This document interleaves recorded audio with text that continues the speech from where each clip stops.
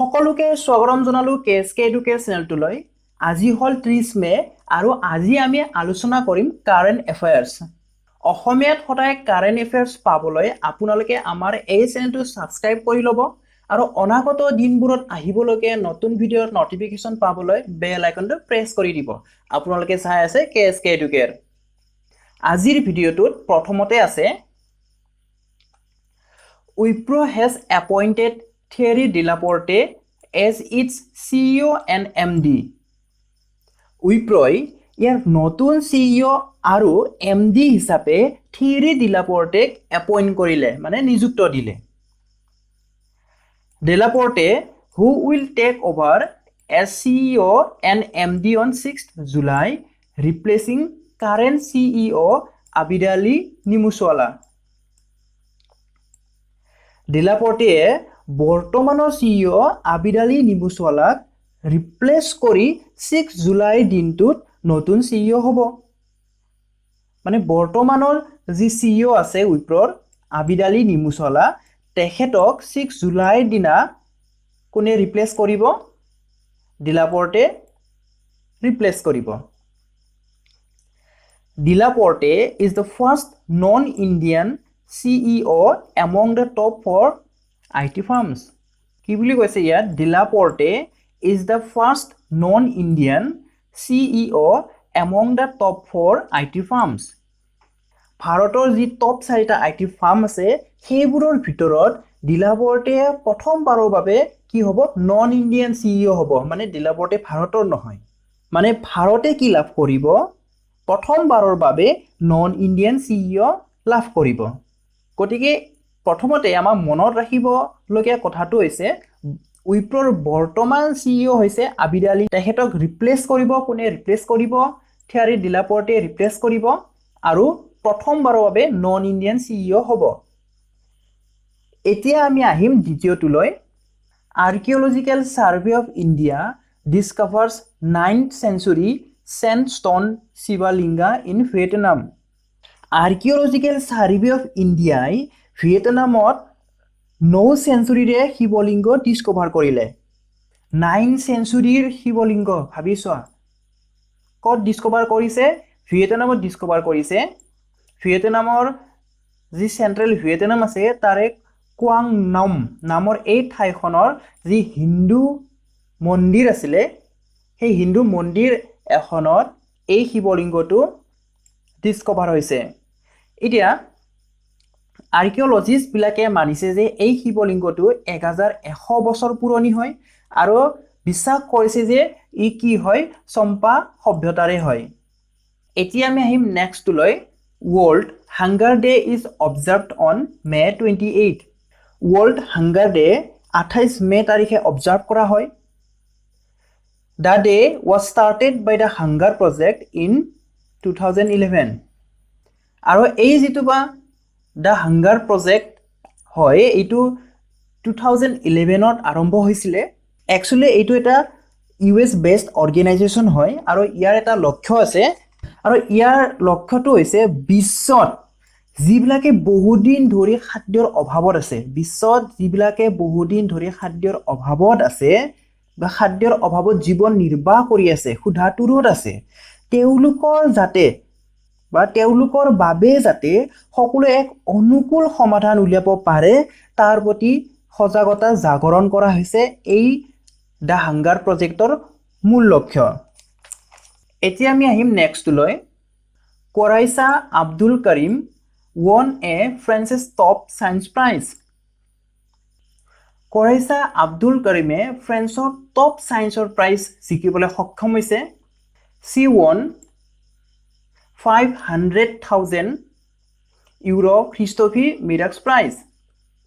তেখেতে 500,000 ইউৰোৰ Christophe Mirax Prize জিকিবলৈ সক্ষম হৈছে। 500,000 অৰ্থাৎ 5 lakh euro Christophe Mirax Prize জিকিবলৈ সক্ষম হৈছে।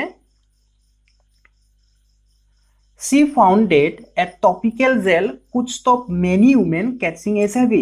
তেখেতে ৰিচাৰ্চ কৰি উলিয়াইছিল যে এ টপিকেল জেল অৰ্থাৎ এক প্ৰকাৰৰ মলম এই মলমৰ দ্বাৰা বহুতো মহিলাসকলে HIV আক্ৰান্তৰ পৰা দূৰত থাকিব পাৰে। HIV ওপৰত যিমানবিলাক ৰিচাৰ্চ চলি আছে সেই ৰিচাৰ্চবোৰৰ ভিতৰত এই কুৰাইছা আব্দুল কৰিমৰ ৰিচাৰ্চটো আটাইতকৈ বেছি পপুলাৰ হয়, মানে জনাজাত হয়। আৰু ইয়াৰ কাৰণে এই কুৰাইছা আব্দুল কৰিমেই বিখ্যাত। এতিয়া আমি আহিম নেক্সটলৈ। On May 29, 2020, foundation stone for a missile park called Agniprastha was laid at INS Kalinga. 2020 29 মেৰ দিনাখনে INS কালিংগাত অগ্নিপ্ৰস্থ নামৰ মিছাইল পাৰ্কৰ আধাৰশিলা স্থাপন কৰা হৈছে। অগ্নিপ্ৰস্থ নামৰ মিছাইল পাৰ্কৰ আধাৰশিলা ক'ত স্থাপন কৰা হৈছে? INS কালিংগাত। The park has been set up with a replica of missiles and ground support equipment GSE that showcase the evolution of missiles handled by the unit. এতিয়া এই পাৰ্কখনত যিখন পাৰ্কৰ বাবে আধাৰশিলা স্থাপন হৈছে এই পাৰ্কখনত কি স্থাপন কৰা হ'ব? মিছাইলবোৰৰ ৰেপ্লিকা স্থাপন কৰা হ'ব আৰু গ্ৰাউণ্ড ছাপৰ্ট ইকুইপমেণ্ট GSE বা একোটা গোটৰ দ্বাৰা যিবিলাক আমাৰ যুদ্ধত নিয়ন্ত্ৰিত হয়, যিবিলাক অস্ত্ৰ নিয়ন্ত্ৰিত হয় বা মিছাইল নিয়ন্ত্ৰিত হয় সেইবোৰৰ ক্ৰমবিকাশ, মানে অস্ত্ৰসমূহ কেনেদৰে ক্ৰমবিকাশ হ'ল তাৰে এটা প্ৰদৰ্শন কৰা হ'ব। আৰু ইয়াৰ যে আধাৰশিলা স্থাপন কৰা হৈছে এই আধাৰশিলা স্থাপন কমাণ্ডিং অফিচাৰ ৰাজেশ দেৱনাথৰ দ্বাৰা স্থাপন কৰা হৈছে। গতিকে আমি কি মনত ৰাখিব লাগিব? 29 মে দিনাখনে মিছাইল পাৰ্ক অগ্নিপ্ৰস্থৰ আধাৰশিলা স্থাপন কৰা হৈছে। কাৰ দ্বাৰা স্থাপন কৰা হৈছে? Commanding officer Rajesh Debnath. আৰু এই যে পাৰ্কখন বনাই আছে এই পাৰ্কখনত কি থাকিব বা কি স্থাপন কৰা হ'ব? মিছাইলবোৰৰ ৰেপ্লিকা স্থাপন কৰা হ'ব আৰু ইভলিউশ্যন অফ মিছাইলছ, মানে ইভলিউশ্যন অফ মিছাইলবোৰৰ কি হ'ব? এটা প্ৰদৰ্শন হ'ব। এতিয়া আহিম আমি নেক্সটলৈ। The first Chief Minister of Chhattisgarh, Ajit Jogi, has passed away. তো আমি মনত ৰাখিব লাগিব কি হয়? ছত্তীশগড়ৰ প্ৰথম মুখ্যমন্ত্ৰী কোন হয়? অজিত যোগী। আৰু মৃত্যুৰ সময়ত তেখেতৰ বয়স আছিলে 74 ইয়াৰ্ছ। তেখেতৰ হাৰ্ট এটেকৰ দ্বাৰা মৃত্যু হৈছিল। এতিয়া আমি আহিম নেক্সটলৈ। Mirabai Chanu nominated for Arjuna award. Mirabai Chanu সম্পূৰ্ণ নাম হৈছে চাইখম মীৰাবাই চনু। তেখেতক অৰ্জুনা বঁটাৰ বাবে নমিনেট কৰা হৈছে। মীৰাবাই চনু ৱেইট লিফটাৰ হয়, 48 কেজিত অংশগ্ৰহণ কৰে।